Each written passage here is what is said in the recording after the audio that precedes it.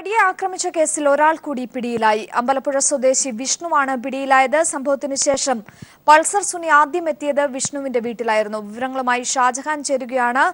ഷാജഹാൻ, ഒടുവിൽ ഒരാൾ കൂടി പിടിയിലായിരിക്കുന്നു. അങ്ങനെ 7 പ്രതികളും നിലവിൽ കുടുങ്ങിയതായാണ് ലഭിക്കുന്ന വിവരം. മറ്റു വിവരങ്ങൾ കൂടി.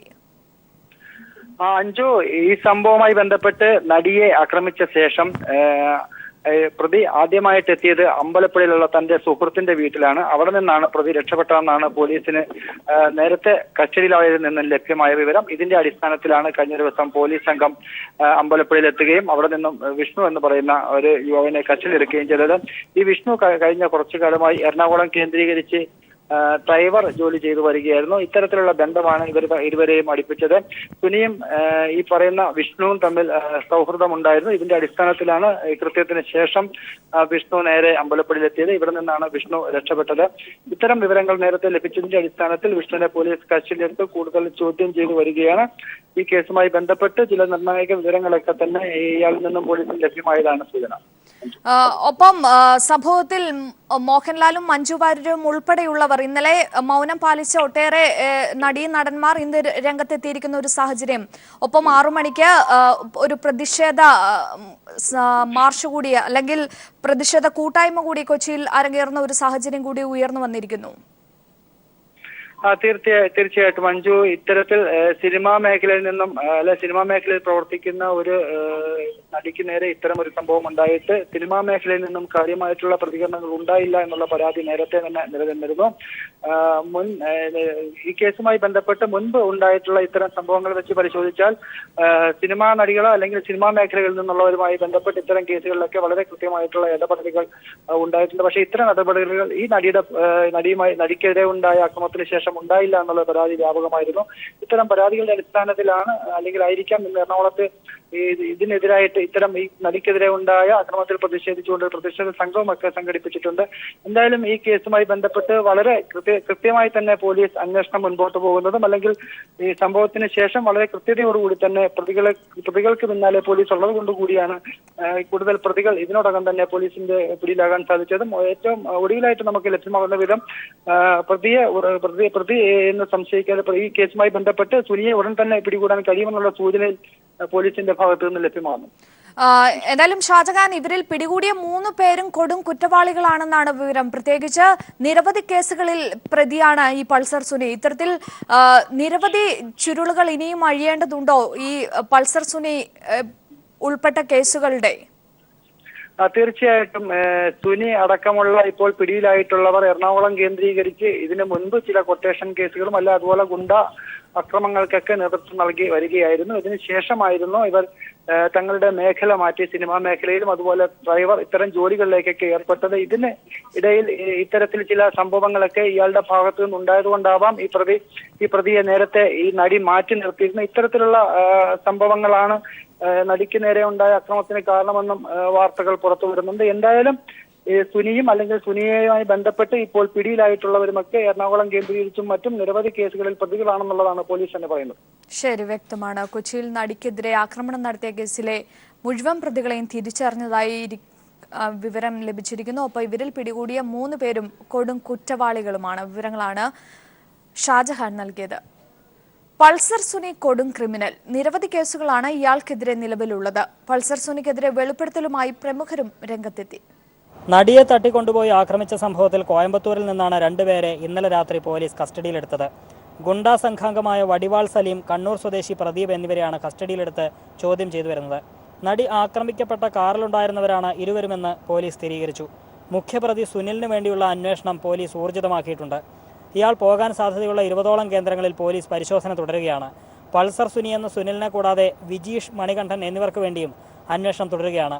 കേസ് അന്വേഷണ പുരോഗതി വിലയിരുത്താനായി ADGP ബി സന്ധ്യയുടെ നേതൃത്വത്തിൽ ആലുവ പോലീസ് ക്ലബ്ബിൽ ഉന്നത ഉദ്യോഗസ്ഥർ യോഗം ചേർന്നു. മുഴുവൻ പ്രതികളെയും ഉടൻ പിടികൂടാനാവുമെന്ന് ബി സന്ധ്യ പ്രതികരിച്ചു.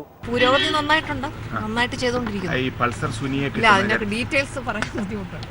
സിനിമാ മേഖലയിൽ ഉൾപ്പെടെ അന്വേഷണം നടത്തുന്നുണ്ടെന്ന് IG ദിനേന്ദ്ര കശ്യപ് പറഞ്ഞു. അന്വേഷണം നടന്നുകൊണ്ടിരിക്കുക കേട്ടോ. വേഗത്തിൽ അന്വേഷണം ഒരു പ്രത്യേക സംഘമായിട്ട് നടന്നുകൊണ്ടിരിക്കുക. ബാക്കി കാര്യങ്ങൾ പിന്നെ അറിയിക്കാം കേട്ടോ. ഇപ്പൊ കുറച്ച് തിരക്കത്തിലാണ്. Thank you so much. മുഴുവൻ പ്രതികളെയും തിരിച്ചറിഞ്ഞ പോലീസ് ഇവരെ ഉടൻ വലയിലാക്കുമെന്നാണ് സൂചന. കസ്റ്റഡിയിലുള്ള 2 പേരുടെ അറസ്റ്റ് ഇന്ന് രേഖപ്പെടുത്തും. പ്രതികൾ സഞ്ചരിച്ച വാഹനങ്ങളും പോലീസ് കസ്റ്റഡിയിലെടുത്തിട്ടുണ്ട്. News bureau, Kochi. സംസ്ഥാനത്ത് ക്രമസമാധാന നില തകർന്നിരിക്കുകയാണെന്ന് പ്രതിപക്ഷ നേതാവ് രമേശ് ചെന്നിത്തല. എന്നാൽ കൊച്ചിയിൽ നടിയെ ആക്രമിച്ച സംഭവത്തിൽ പരാതി ലഭിച്ച ഉടൻ പോലീസ് ശക്തമായി ഇടപെട്ടുവെന്ന് കോടിയേരി. കേരളത്തിൽ ക്രമസമാധാന തകർച്ച വരുത്തി തീർക്കാനാണ് കോൺഗ്രസിന്റെ ശ്രമമെന്നും കോടിയേരി പറഞ്ഞു.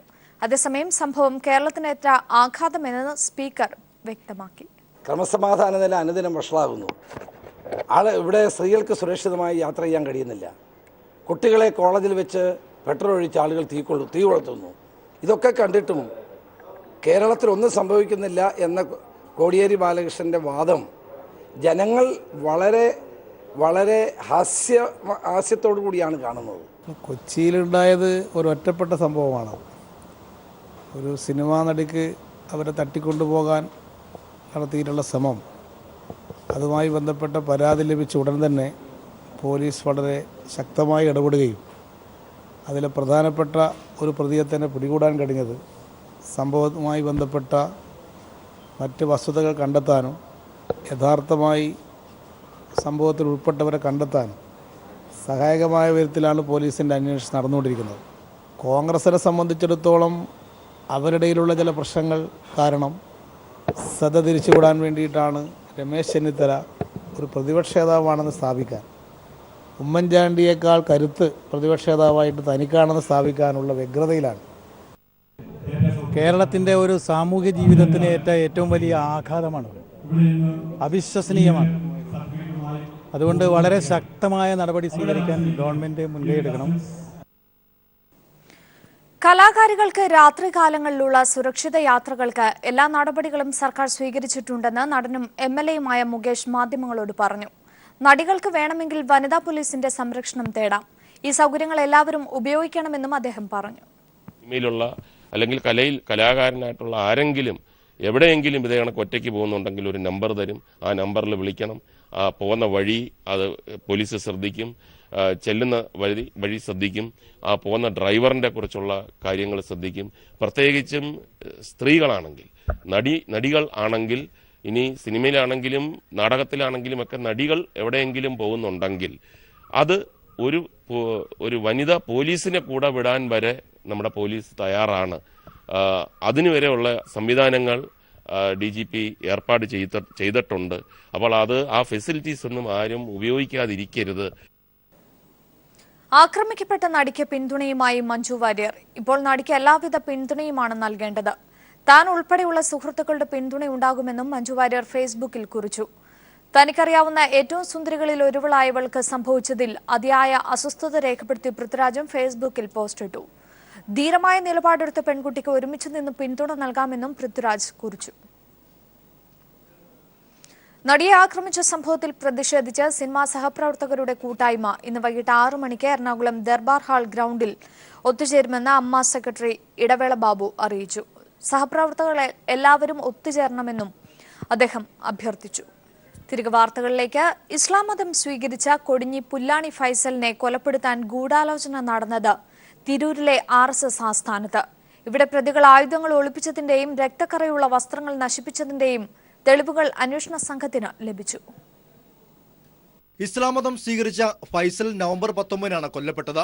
താനൂർ റെയിൽവേ സ്റ്റേഷനിലേക്ക് ഓട്ടോറിക്ഷയിൽ പോകുന്നതിനിടെ 2 ബൈക്കുകളിലെത്തിയ സംഘം ഫൈസലിനെ പിന്തുടർന്ന് കൊടിഞ്ഞി ഫാറൂഖ് നഗറിൽ വെച്ച് വെട്ടിക്കൊലപ്പെടുത്തുകയായിരുന്നു. ഫൈസലും ഭാര്യയും 3 മക്കളും ഇസ്ലാം മതം സ്വീകരിച്ചതിലെ വിരോധമായിരുന്നു കൊലയ്ക്ക് കാരണം.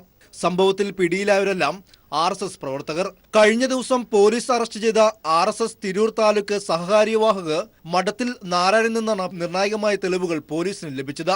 തിരൂർ തൃക്കണ്ടിയൂരിലെ ജില്ലാ ആസ്ഥാനത്താണ് കൊലപാതകം ആസൂത്രണം ചെയ്തതെന്ന് നാരായണൻ മൊഴി നൽകി. പ്രതികൾ രക്തക്കറയുള്ള വസ്ത്രങ്ങൾ കത്തിച്ചതിന്റെ തെളിവുകൾ പോലീസിന് ലഭിച്ചു.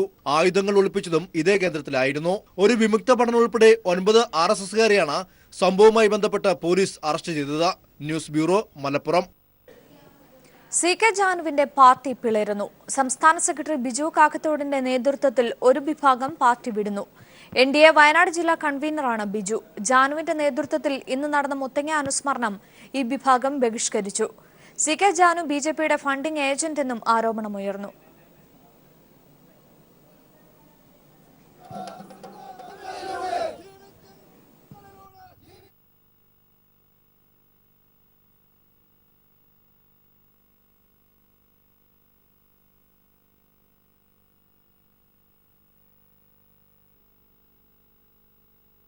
BJP ഹർത്താലിൽ വ്യാപക ആക്രമണം KSRTC ബസും വിവാഹ പാർട്ടി സഞ്ചരിച്ച സ്വകാര്യ ബസുകളും കാറുകളും അടിച്ചു തകർത്തു. കല്ലേറും ഉണ്ടായി.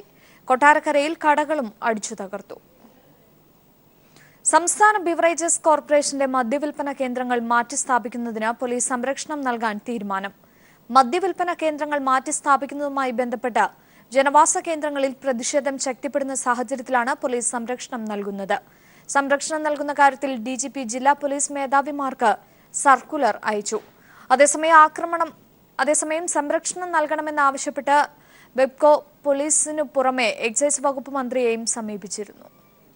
സംസ്ഥാനത്ത് ദേശീയപാതയോരത്തും സംസ്ഥാന ഹൈവേകൾക്കും പരിസരത്ത് പ്രവർത്തിക്കുന്ന മദ്യവിൽപ്പനശാലകൾ അടച്ചുപൂട്ടണമെന്ന സുപ്രീം കോടതി ഉത്തരവിന്റെ അടിസ്ഥാനത്തിലാണ് ബിവറേജസ് കോർപ്പറേഷന്റെ മദ്യവിൽപ്പന കേന്ദ്രങ്ങൾ മാറ്റിസ്ഥാപിക്കാൻ നീക്കം തുടങ്ങിയത്.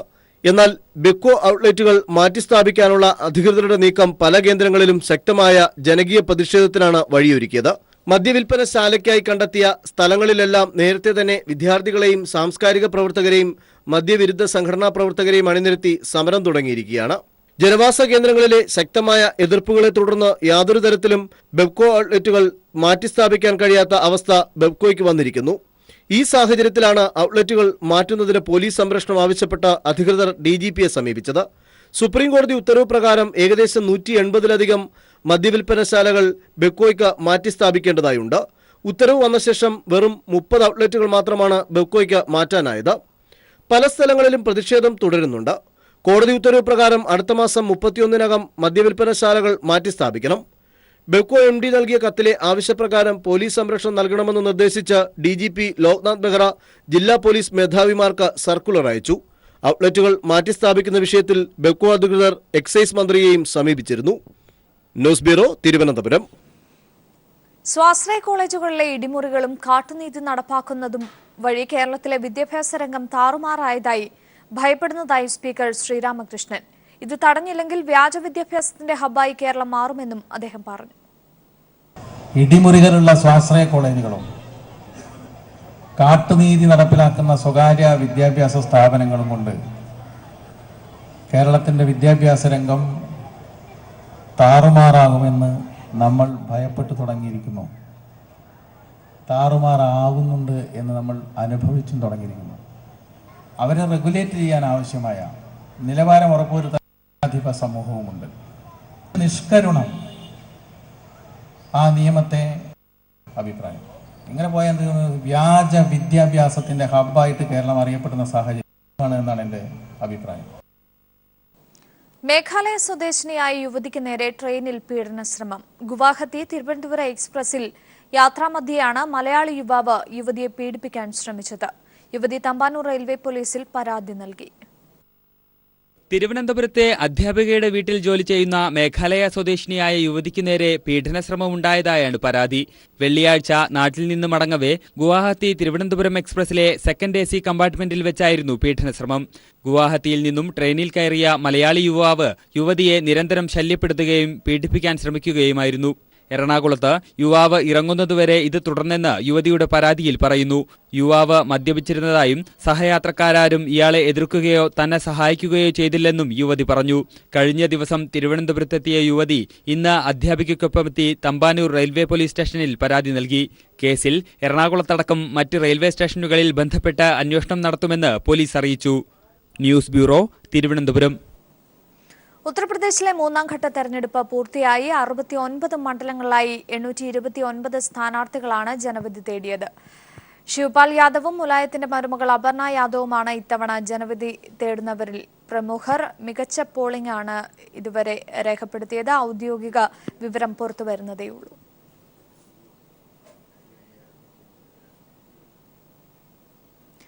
വിശ്വാസ വോട്ടെടുപ്പ് കഴിഞ്ഞെങ്കിലും പൊരുതാൻ ഉറച്ച് രാഷ്ട്രീയ കരുനീക്കങ്ങളുമായി മുന്നോട്ടു പോവുകയാണ് AIADMKയിലെ ശശികല പനീർസെൽവ വിഭാഗങ്ങൾ. ഔദ്യോഗിക പക്ഷം തങ്ങളാണെന്ന അണികളെ ബോധ്യപ്പെടുത്താനുള്ള ശ്രമത്തിലാണ് ഇരു വിഭാഗങ്ങളും.